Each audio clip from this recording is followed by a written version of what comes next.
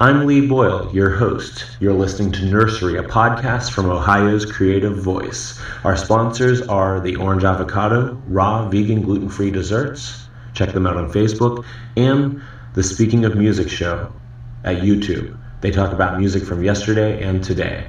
Check out both those things, and if you don't like this podcast, turn it off. We sweet potato what we sweet potato. If you like indie music, listen to Third Class at thirdclass.net. Check out the show dates and the vinyl. Then if you want to laugh, go to bullskit.com and check out the inappropriate campy comedy of Bullskit Productions. Thanks for listening. Look, Mom, we're on a podcast.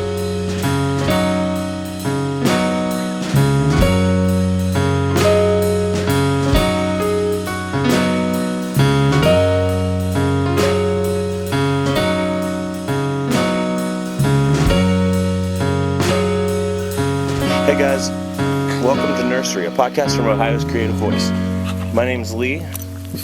I'm here interviewing my friend Melanie. She's a photographer in Youngstown, a foodie in Youngstown, and lots of other things.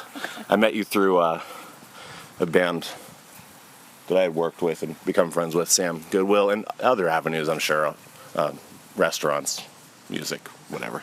Yeah. So let me ask you first and foremost, Melanie, what do you think about living in Ohio as an artist? I love it here. I'm here by choice. I met my husband here, of course, which you know. Mm-hmm. And that kind of made me think twice about my gypsy nature, you know, like, oh yeah, I love Ohio, it's great. Now, like, what else? Come on, let's go. Keep traveling, huh? Yeah. Before that. Yeah. Did you travel a lot, or you wanted to travel? It's like compulsive. Mm-hmm. You know what I mean? Like, oh, there's an opportunity somewhere that's like interesting to me, like I'll go there. Mm-hmm. Or there's a job or whatever it is. Mm-hmm. So putting down roots here became like a real thing when Sam and I, you know, became involved and eventually married.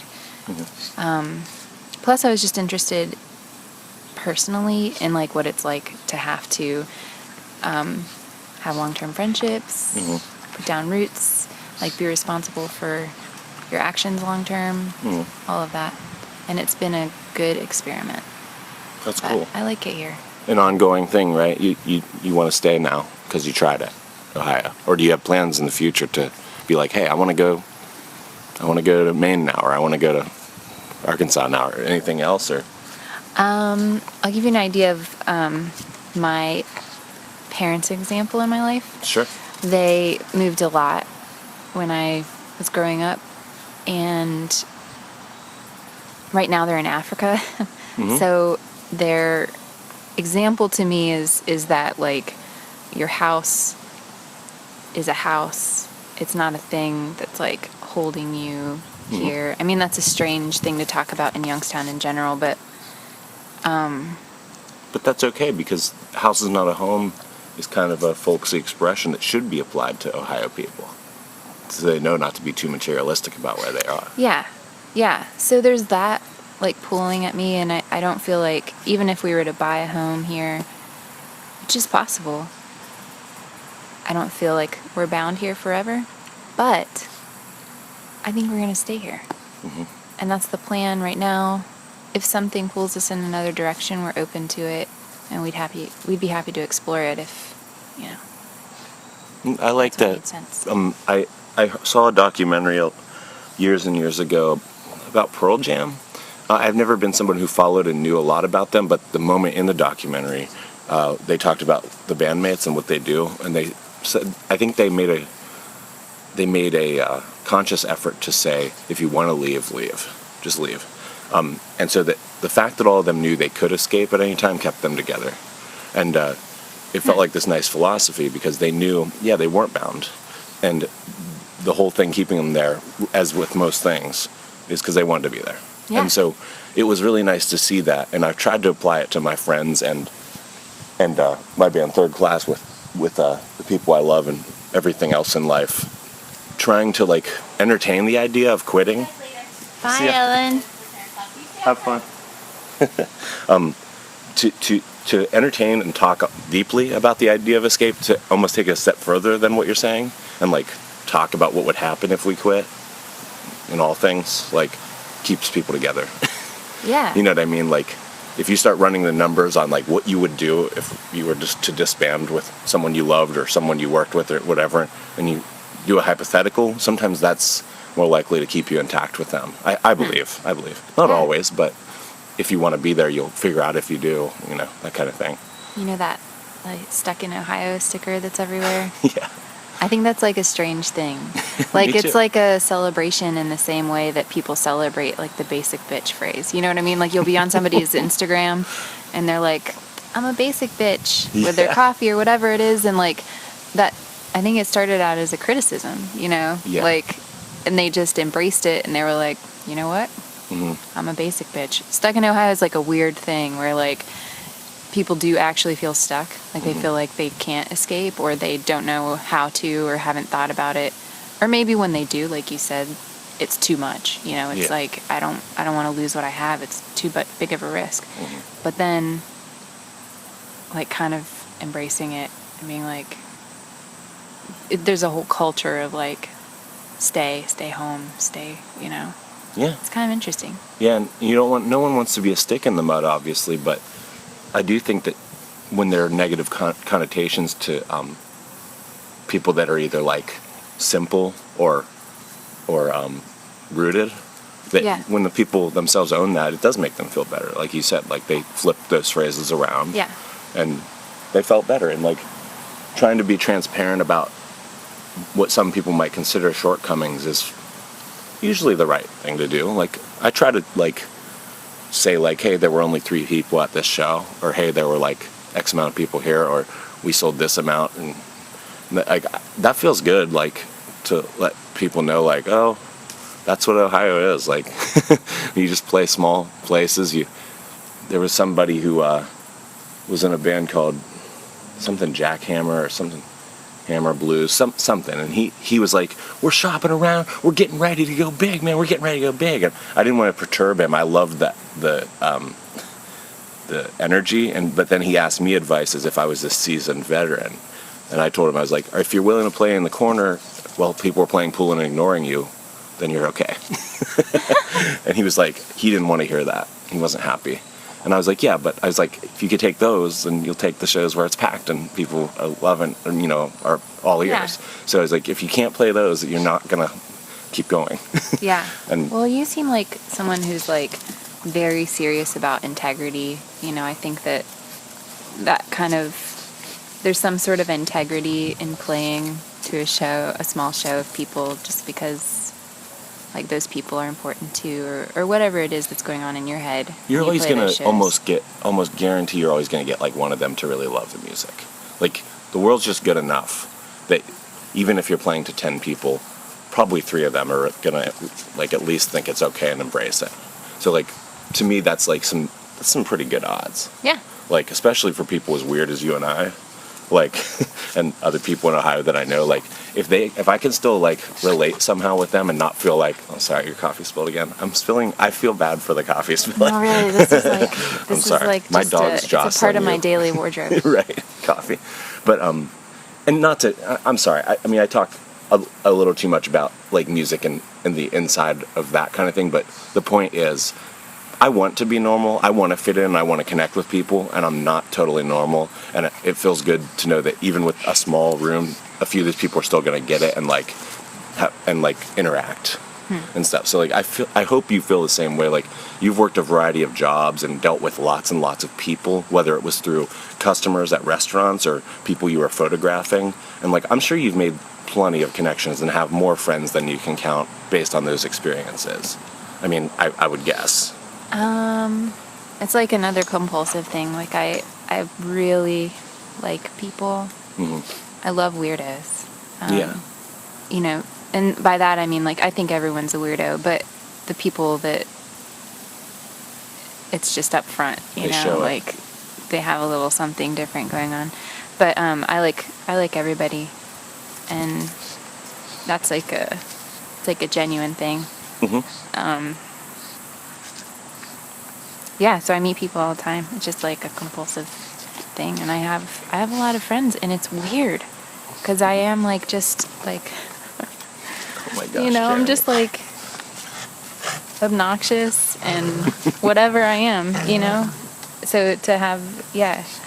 Well, you're saying that. I think you're saying that based on like you're saying you're obnoxious because like you can't believe that you like so many people, right? Like you think. Like, I don't know. see, I think you do though. You really do like them, and that's not anything no, I to do. make I do. excuses for. It's not obnoxious. Like Yeah, I'm I the do. same way. I find so many people so interesting that. Spill number 3. You know, me and my friend Peppy, one of the first times I got acquainted with you, we were playing a show with your husband's band, Sam Goodwill, and we were on Geneva on the Lake, Ohio, and we walked with you and just had a conversation. And it was so good. And I could tell for real that you were trying to, siphon out, like, whatever you could out of us. Like, you knew there was something good in almost anyone, and you could see it in us. And it was just, like, great. Like, that's a sincere thing. It's not obnoxious. And I think it's a cool thing. But so you like Ohio, but coming from connecting with people, is there a spirituality in that? Is there is there like a religious side of you, as an Ohioan, as an artist? Yeah. I think I'm going to come around to that question a little bit, because Sure. there's some things that I love about Ohio that I didn't mention. Yeah, keep going. This time of year specifically, I love that we're outside right now. It's temperate, beautiful, the breeze is amazing, and fall squash are coming into season. There's a lot of food around here that's local, and people have been cultivating for a long time, a lot of good farms, and you don't have that everywhere. And well, you have some version of it, but Ohio's version is really special. Youngstown specifically, Sure. Yeah. There's a bunch of weirdos here. There really are. I love the people here, and they cut my bullshit level down like immediately when I moved here. It was like, we don't communicate that way, Melanie. You know what I mean? There was no need for me to be anything but completely myself. Because there's just something about people who have struggled in the way that people in this area, the country, have. It's great, people are really down to earth for the most part, and spiritually, like when you talk about food and people, that's all infused with spiritual. Like the things that I'm grateful for every single day, that I'm thanking God for every day, are like those like wow moments when you bite into a plum, or you know what I mean? Just like, or you have this like connection with someone, or even just when I see strange things happening as I'm driving around, like I'm just thanking God for color, or like awkward things. On my way here, there was an outdoor church service, and people were breaking into song, and I heard it like as I drove away sort of fade into the distance, and I was, thanking God for that. So there's like an element of gratitude in every moment, I guess. So you work really hard, I imagine, and you usually work a lot of hours on a lot of really great things. How do you have time to make those observations? Do you know anything about yourself that lets you like loosen up or free yourself up to even notice those things on a drive here? I'm a photographer. So that's just natural for you. Well, there's a lot of things, like talking about gratitude, like my parents worked very hard at making us thoughtful individuals just by congratulating us every time that we did something thoughtful. So, that starts out as like a reward system where it's like, oh, it's like a good thing if I say thank you, or if I comment on how beautiful something is, like, and then like it really does start to change your heart. So there's that, but then also like I'm constantly watching light.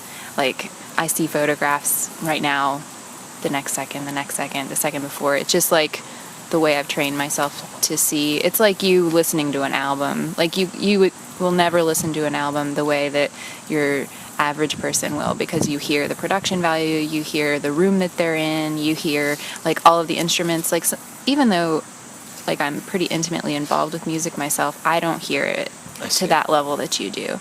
So I don't know. Yeah, I really am grateful for photography in my life, if nothing else, for that, because I really just see like beauty everywhere. And art, if you go down that path in general, like art, I'm an artist. What have artists done before me? What are they doing now? What's hip? Like, what's interesting? Like, what makes it good art?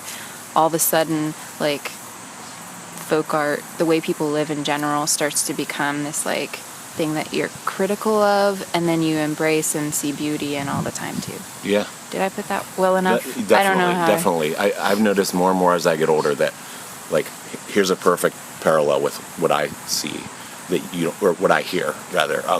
Country music. Maybe Okay. I could say that's synonymous with your views on folk art, like to a certain extent. Like, I thought I had to get away from it because I was born in an area that embraced it. Yep.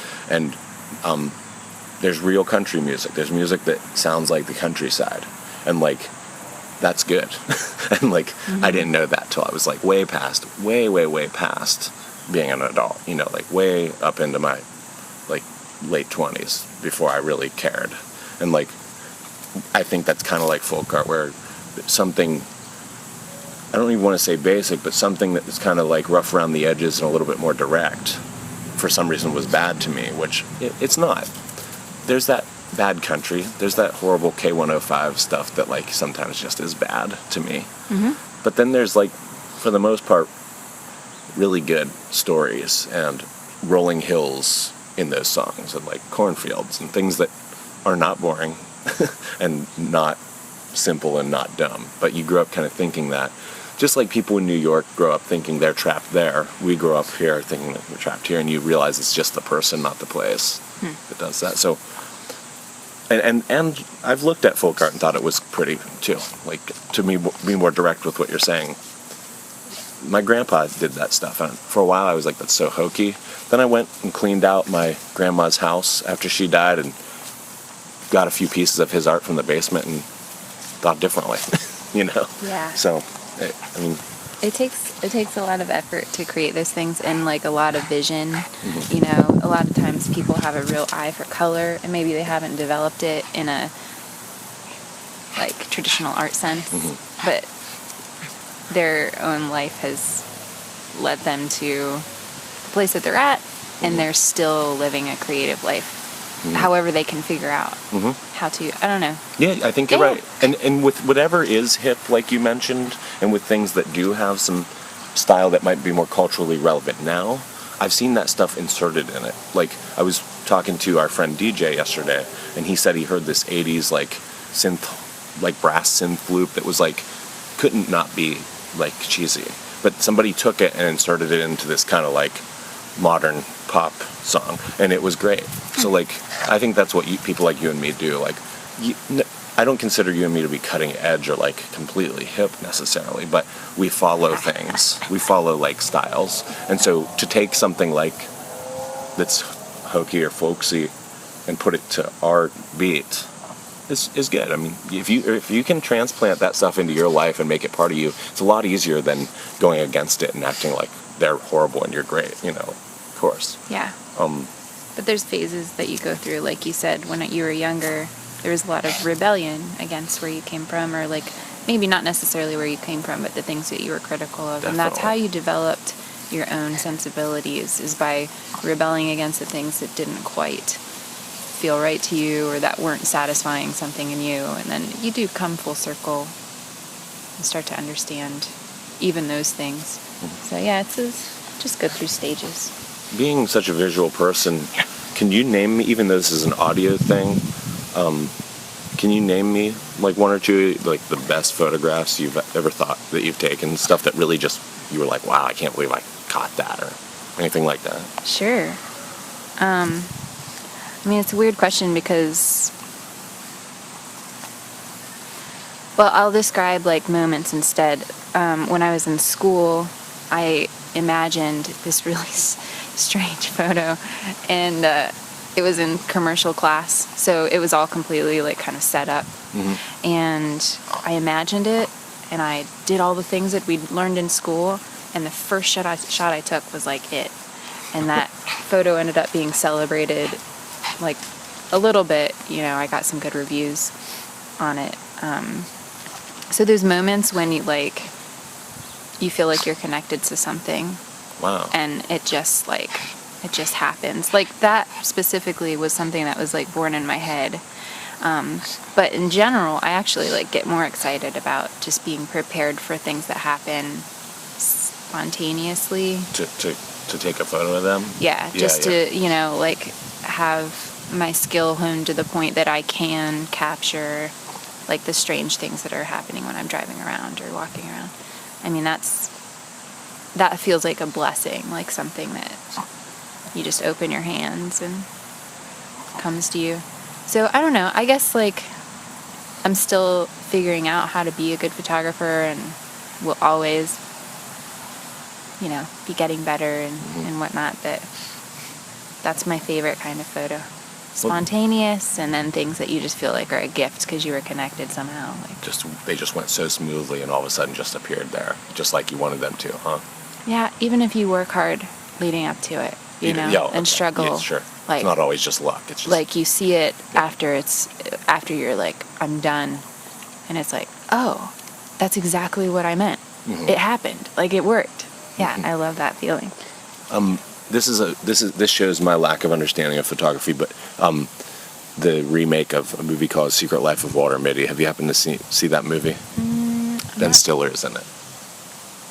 Maybe. There's a moment where they're trying to capture a picture of what I believe is a snow leopard. It's a pretty decent movie. I thought it was good, but regardless of it, I'll just tell you the scene I'm talking about. Okay. They're trying to capture a photo of a snow leopard, and the photographer gets this perfect shot, and the snow leopard stops and looks at the camera, and he doesn't click. He just watches, and he's with Ben Stiller's character, and Ben Stiller's watching the photography. He's like, why didn't you take it? Why didn't you take it? And the guy was like, sometimes it just doesn't feel right. It's just so pure, you just have to look, and you can't do it. And that seemed a little like, whatever, hippy-dippy or whatever. But, like, have you ever had a moment, anything like that, where you were like, I'm not going to photograph this because it just won't do justice, or it just won't, or it's just so such funny. A real moment that I can't put a lens to it? Yeah, so a few weeks ago, I was photographing for Warren.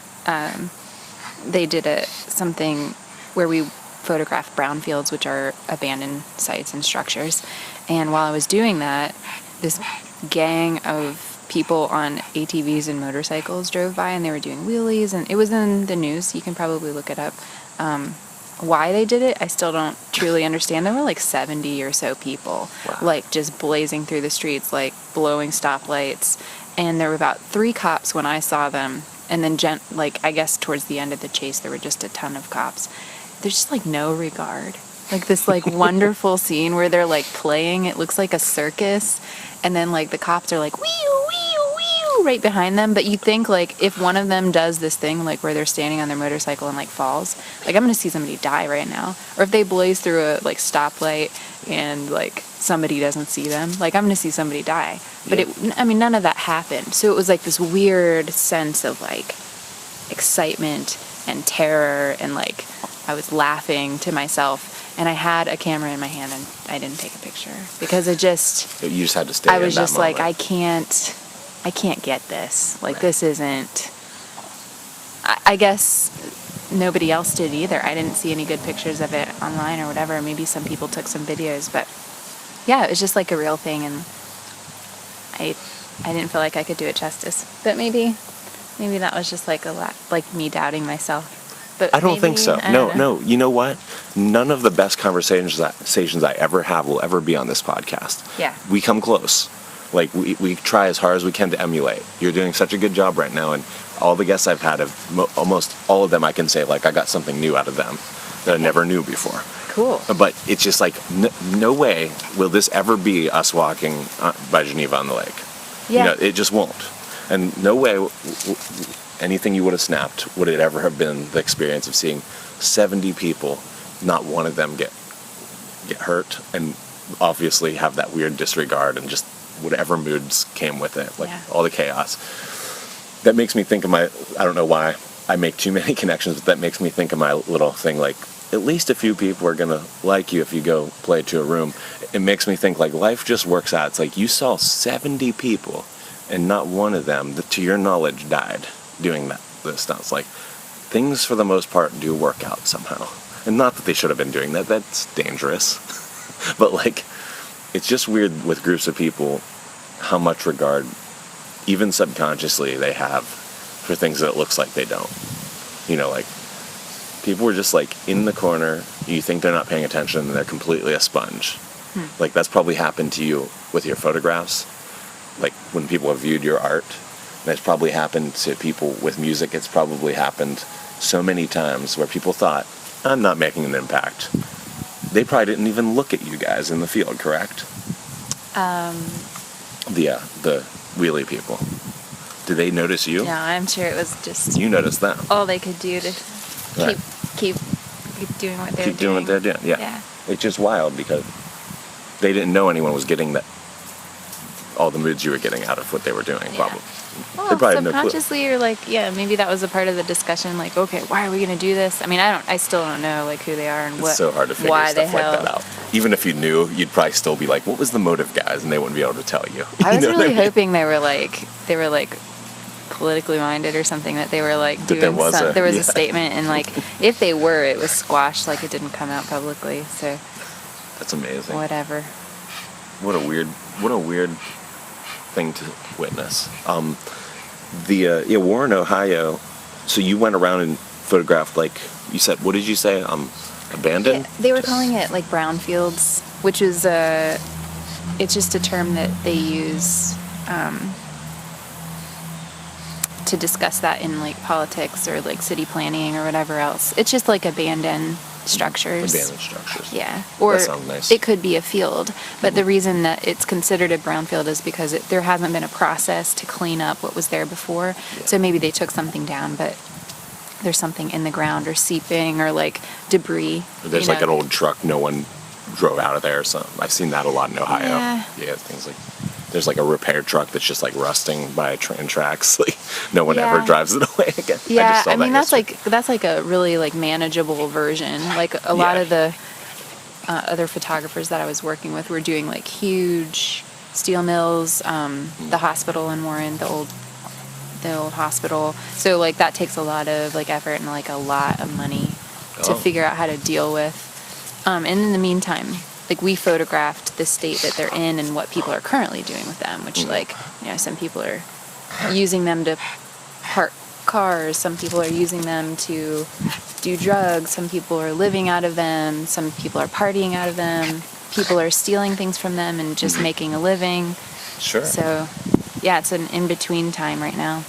Well, is there anything that you're most proud of, or is that synonymous with your experience you talked about in that photo you visualized and then executed? Oh, the show I just did? No, I just mean, well, yeah, if that's the answer. But the thing you described earlier in the interview about how you visualized and then you found it.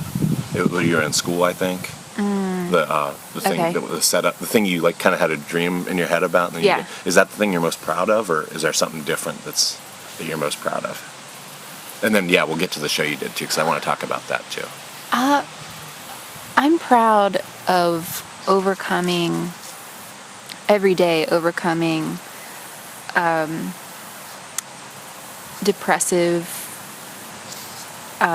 things that happen in my, like I'm an extremely like positive, optimistic person, and I have like this other part of me that's sort of depressive and like self-critical and things like that. So like despite that, I'm still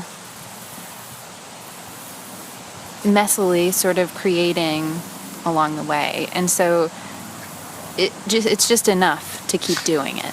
Sure. And I'm realizing just while I'm talking to you that when I'm probably not going to be like, I'm always going to be learning and always going to be creating better photographs. So it's more being proud of the process than It's any like, yeah, it's particular really work. like, it's like a blessing to like be a part of the process and to have it get better as I go and to feel like I'm exploring myself and the world around me all the time. I don't know if I have a photograph that I'm the most proud of. It's just exciting to me to still be doing it. And like this, the Brownfields exhibit was neat. Like I had a process that I went through where I started. It was like, okay, I accept the challenge. I'm going to be a part of this exhibit. I'm going to start photographing these places. I have all these ideals and ideas about what it's going to be like. And then I get there and I have to deal with the reality of what a mess this is, and like how responsible I am to tell the stories of the people that have been a part of making this mess. And then at a certain point, I had tons of photos, and I wasn't happy with any single photo on its own to tell a story. And I was feeling depressed about it. Like, what am I going to do? Like, I made a commitment to put this on a wall in a couple weeks. And like all kinds of people from the city are going to be there looking at it, talking about it.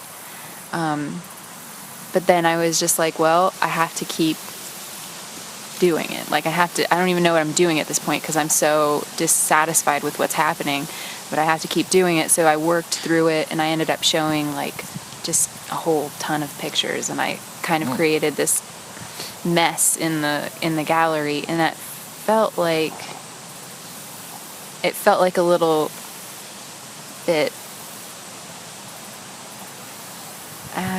it felt a little truer to like what I was experiencing in the field just than to show lots and just like a couple pictures. Well, that's pretty cool. What show is that? Your most recent show you're describing? Yeah, that's up at the Tag Gallery, Trumbull Art Gallery in Warren on the square. So people who are listening, if you're just like a random listener, Trumbull Art Gallery, Warren, I'm sure was it a good place? Is it something you'd recommend? Just are there always good shows there that you've experienced? I am not at enough of their shows to say it's always a good place, but I'll tell you right now that the people that are currently a part of the organization are really trying, and they're really trying to connect with people that make them uncomfortable, which is odd. You know, I think the board is changing a little bit there. They still respect a lot of the art that they've shown for years, but for some reason they're bringing people in right now that make them uncomfortable, and I think they like how exhilarated they are by it. Plus, Bill Mullane is awesome. I mean, he's always impressed me in like how he just intuitively sort of like gets it. And what's his position? He works with the gallery. He's all over the place. He's on all kinds of boards in Warren, and has a great history in the art scene there. Bill Mullane. Teaching and... Interesting. I worked with some of the people that are in some of the same circles, particularly the Robbins Project. They're restoring a theater in Warren, Ohio, and I played a couple shows for them when they were raising money and having a few other things where there's like free popcorn or some crafts or this and that, just cool like little walk through downtown things. So I don't know if I've run into exactly the same people, but the people I have run into who are from the board or from some restoration project or some funding committee, it goes on and on. They were really, really great people. Yeah. It seemed like they had like good head on their shoulders and the right ideas. And I think I met the mayor at one of the shows I played, and he seemed awesome. Like they all seemed so great. So I can relate with what you're saying as far as that goes. If we were like actively a part of Warren, we could like criticize all of these people or whatever. But all we see is the good. So, right now, there's some good things to be involved in, and as long as, there's some good things. It's exciting. They're doing some cool stuff there. So I heard that filmmaker who does podcasts, Kevin Smith, and I'm sure a million other people have said this. They said, I heard him say the process is its own reward. And that jumped to mind when you talked about how you're proud of the process rather than any single photo. And then when you mentioned depression, to work your way out of it, even if it's every day that you work your way out of it, the process is its own reward, correct? Even in the regards of depression and then happiness. Yeah, and like depression's a weird thing. Like it's something I feel like I can't control, but I get better at managing. You know, like I know what it is now. I know what it feels like. I know that there's an other side of it, you know, and I haven't always even known what was happening to me. So, yeah, that whole process, it's weird. Like, I feel blessed to go through that. You know? Yes. Like, when I get my period every month, it sucks so bad. You know, like I get it to the point that I'm like curled up in a ball sometimes. Like I get really bad cramps and all of those weird things. And at some point in my adult life, I realized like that the emotions that I was experiencing, I wasn't letting myself experience any other time of the month. You know what I mean? It was like forcing me to like deal with darkness. And like it really makes me empathetic to people who are going through who live with pain every day, like very real pain, and things like that. It's a stupid thing to compare like people that have real pain every day to like my period, but like just little things like that. There is a good side of dealing with Tip of the iceberg, at least, right? Yeah. As far as Well, but yeah, it's all a process. yeah. So does that mean are you saying that you realize like an array of emotions came out at that time of month, which you feel like you should utilize other times in the month? Like, are you saying like, why does it only come out here? Should I should be expressing more at any time, or are you just saying like it's just amazing what that does? I guess I'm just saying if I'm not typically going to let myself experience those things, then at least this time of month it's forcing me to get with it and understand those sides of myself. And so even if the rest of the month you just happen not to be as confrontational to your own feelings, right, you will have been forced to at some point. Yeah. Well, and cool. I guess Talk you're about right. putting a positive spin on something. Yeah, but you're right. I mean, then like once you realize it's emotions that you're dealing with, you can put a name on it. Then like when you're emotional at other times in the month, like you can understand and sort of have a language for dealing with every day. Yeah. Well, I like that. Me and most people I know battle strongly with depression. And maybe it's just more common than anyone ever thought it was before. There was kind of a period that I feel like I culturally remember in the 90s or something where people kind of treated it more like there was a right angle or just a straight up corner to be turned where you'd fix it forever. Yeah. You know, you'd fix depression forever. And that's not the Well, case. yeah, you could buy something to fix it Right. forever, There was or just like a moment where there's people like thought, a lifestyle that you should subscribe to fix it forever. when people say like you're imbalanced, I want to be like, no one's balanced. Don't. I'm not saying people go up to me and say that all the time, but when people are like, I think there's an imbalance in your life and you need to work on that. I'm like, well, we're all doing that, aren't we? You know what I mean? Like everyone is depressed sometimes. Yeah. And I felt like for a while there was like this corrective style of talking about it that was probably a little harmful culturally for our country, you know. I don't know. Like I said, like we gained some sort of a language. Yeah. You know, and I guess when we were all seeing those commercials and realizing that each of us sort of, like, maybe I should buy this pill, you know, and like everybody around you is thinking and saying the same thing, like, oh, we all have this, like, in common. And what, like, as we're speaking right now, there's like refugees that are, like, dealing with much bigger things than whether or not they can get fresh apples this time of year. You know, it's like a thing you have to deal with like every moment of your life. There's like dark things that are happening. There's like a lot of evil that's like, it's real, you know, and just the evil in our own minds, you know. So. Well, that brings me into, you talked about how much you like Ohio, and you talked about how to deal with certain emotions. Do you apply, I'm guessing yes, a spiritual blanket over top of those things? Well, I'm going to refer back to the podcast that I've heard that you've done in the past. and just talk about like religion and its role Sure. in my life. For all intents and purposes, I guess I'm a Christian, which means like I believe in the story of Christ as the Son of God coming down and fulfilling prophecies from ancient times and all of these things. And that changes my worldview. It changes the way I think about evil, the way I think about good, and all of that. I'm not very good at religion. Like, I'm not really very good at being regular in any area of my life, so I have a hard time going to church every Sunday and things like that. But I love the traditions that churches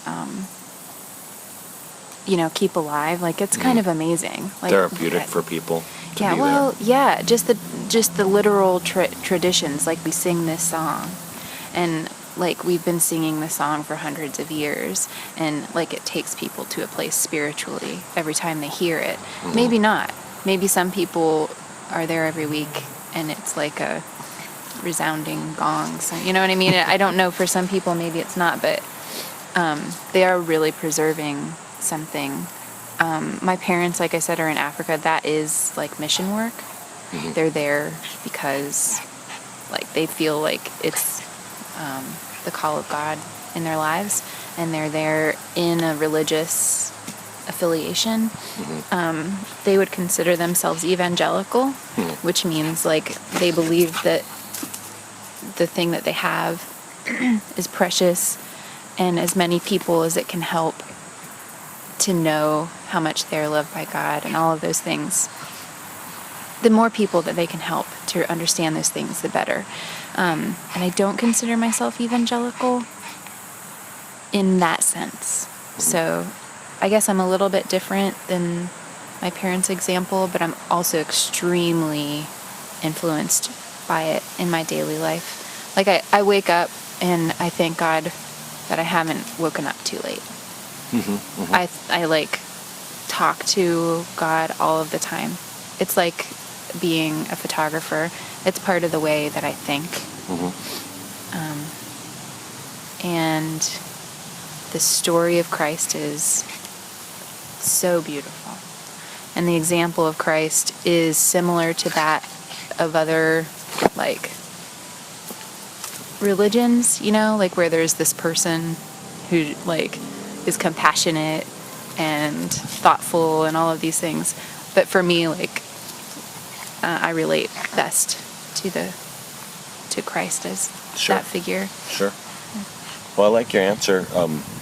Very direct, and like though you say like you can't focus on one thing. I mean, you're definitely defining it like well here in this podcast, and like I appreciate that. When you talked about the differences between like I forget to look at the sky. I forget to like look at the stars. I forget I forget to look at all the things you look at. And Ellen, my wife, has to remind me like, look, check it out. There's a thing tonight, meteor shower, or like, That's awesome. And Yeah. I don't, and so, I mean, I know you're musical, like you like music, and you don't, it's not like you feel like blind to it, but being a visual person, what would you say then, like, musically your mood is? Like, what would you take with you, one song, if you had to take one song with you? Oh, shoot.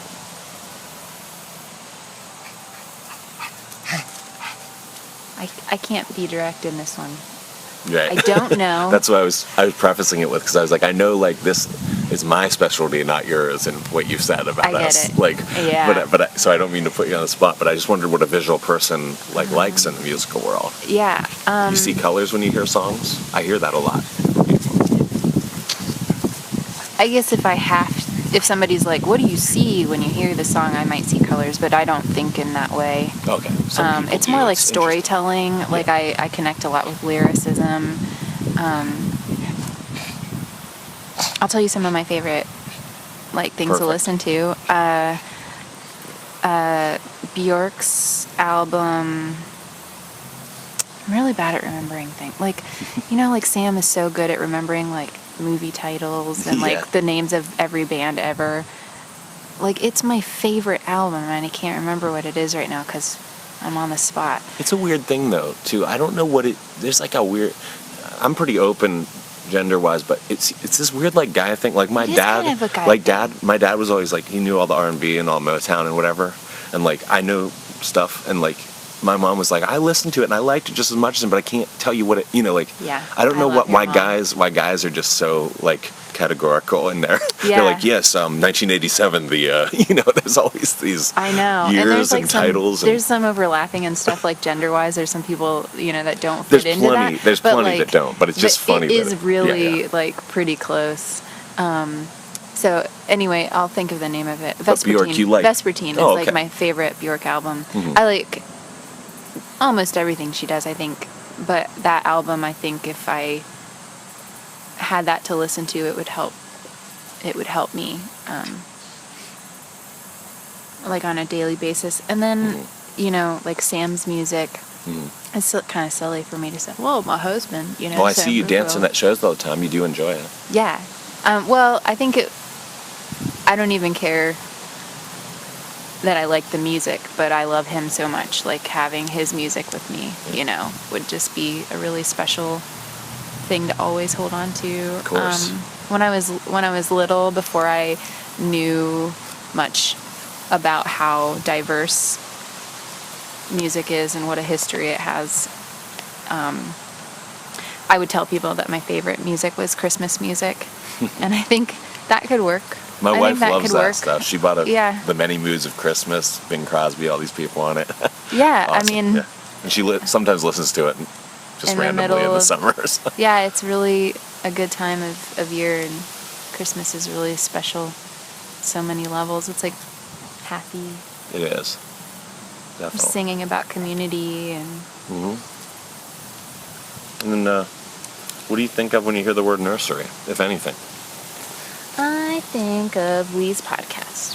It sounds right. And then, is there anything you want to impart to anyone? Anything you'd like to plug, like art-wise, to listeners? There, follow the connections that you have to artists right now. You know, like, if there's a community that you're sort of connected with, they're doing things. You know, just follow through with checking them out. Follow through with involving yourself in that community, because you see it all the time. These little things pop up, and it's exciting, and you know, it might disappear like 6 months from now, and you only had 6 months to be involved. You didn't know that. You thought, like, maybe it'd be around forever. Like, oh, I'll catch it next time. Just go, you know, like, just do it, because, like, we have right now. Just, you know. So in general, there's 100 things in the Youngstown art scene I could tell you about. A few things in the Warren art scene, like nationally, whatever. I could tell you about some things that excite me, but whatever it is that you're connected to is very important. And I would say just, yeah. So listeners, any age, any person, obviously, you know that, let's give like a specific, like, hypothetical, young listeners. You're in school, that little kid, that little artsy person who sits in the back in the corner that no one talks to, and you have some small connection, and you think this person's kind of cool. You'll be their friend. Follow the threads of art that are in your life. They're small, and they might not be around forever, and maybe the reason they'll be around is because of you. You never know. So, like Melanie's saying, follow them. Follow the art connections you have, if any, or make some yourself. Can you say, look, Mom, we're on a podcast? Look, Mom, we're on a podcast. And then, is there anything you'd like to say to my mom? Karen, remember that time that you let me borrow Just Kids? That was awesome. And remember that other time that you let me do a photo shoot in your kitchen and throw spaghetti all over the place? That was also awesome. And remember how every time I see you, you give me a hug and you make me feel good? That was awesome, and will continue to be awesome every time I see you. You're the best. This podcast is definitely, in no small part, inspired by my mother's encouragement as I grew up. And she's a great woman. And Mom, if you're listening, I have a sudden hankering for spaghetti, so if you could get that on the stove for me. I'll be over there in a few. Thank you, Melanie. Everybody have a good day.